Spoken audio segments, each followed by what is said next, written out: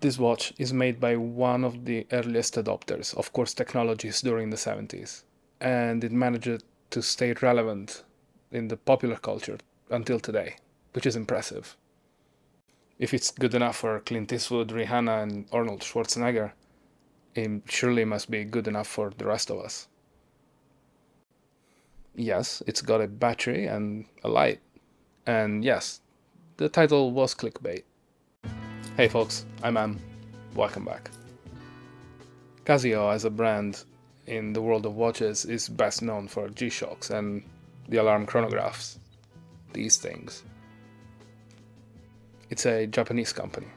But did you know that even in Japan, they don't pronounce it Casio?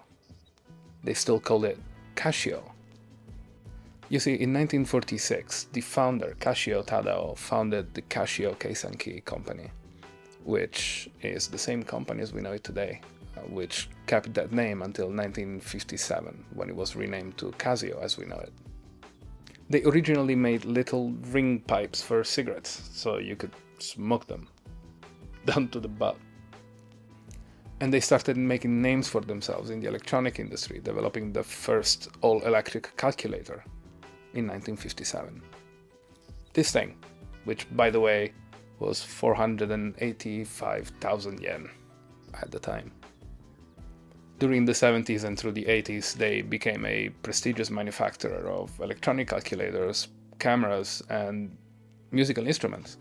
My father still has an 80s Casio MIDI guitar that still works great. By the way, folks, if you enjoyed these videos, please make sure to like and subscribe and comment down below. It really helps the channel. Thank you.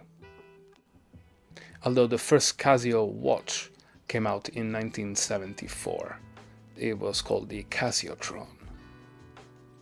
They're nowadays mostly renowned for their G-Shock line of watches, the beater of beaters.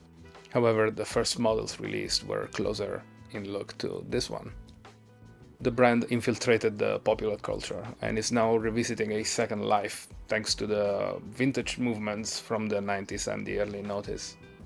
This watch is a Casio A164W. It's a variant of the F91W, which itself was a successor from the F87W, released in '86. It's got a stopwatch function with 1 to 100 seconds of accuracy.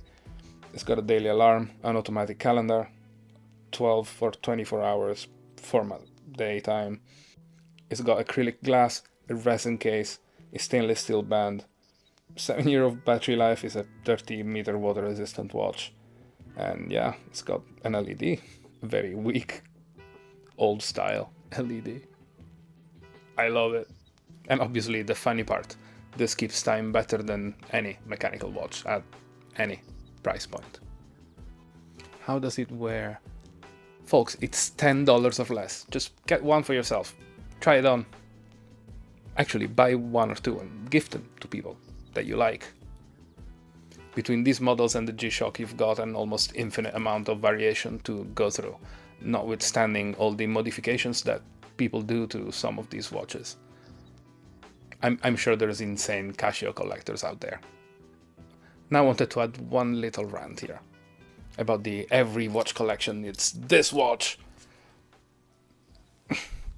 Have you noticed sometimes that the very people that tell you just collect what you like, don't, it doesn't matter, don't fall into the hype, are the same people that will just look at you straight in the face and tell you, your collection isn't really complete without a Casio or a G-Shock, a Speedmeister, a Rolex, a Submarino, that Black Bay 58. But you get the gist, just put your current hype in here. Just collect what you like. Really collect just what you like. Always think of incentives that people have when they're talking to you about these things. Are they selling you something? Are they sponsored by someone? Do they have interested partners in the game? Always ask yourself and make sure to filter the information you get based on that. Also, make sure you're not just falling for the hype of the latest hype watch, of the latest content cruncher, as I call them. The content cruncher is that piece of content that every content creator in that niche will talk about in the next week or so. In our case, it's a watch you'll start seeing in all of your watch channels, all at the same time. Remember how watch channels are also used as press releases nowadays. It's easy to get lost in the romanticism and sometimes forget that the objective is to sell and sell. And in a hobby as expensive as horology is, I'd rather be a collector than a hoarder. Remember, we're talking about a $10 plastic watch. But also remember that back in the 70s, this was the Apple Watch. It's funny to see how there is this running joke of crucifying the Apple Watch in the watch channels, and yet almost all of them glorify this thing. Food for thought. Folks, I hope you've enjoyed this episode. Do you agree with me? Yes? No? Let me know in the comments. I'll see you next time. Ciao!